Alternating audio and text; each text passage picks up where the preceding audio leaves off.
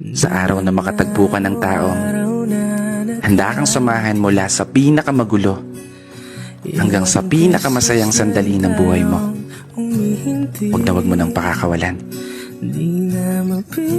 Kasi sa mundo na ginagalawan natin ngayon, isang hamon ang makakita ka ng taong magmamahal sa'yo ng tapat at totoo. Taong maituturing mong palagi. Oo, palaging mananatiling sa'yo. Palaging uunawa. Palaging magpapahalaga. Taong tatanggapin ka ng buong buo maging sino ka pa.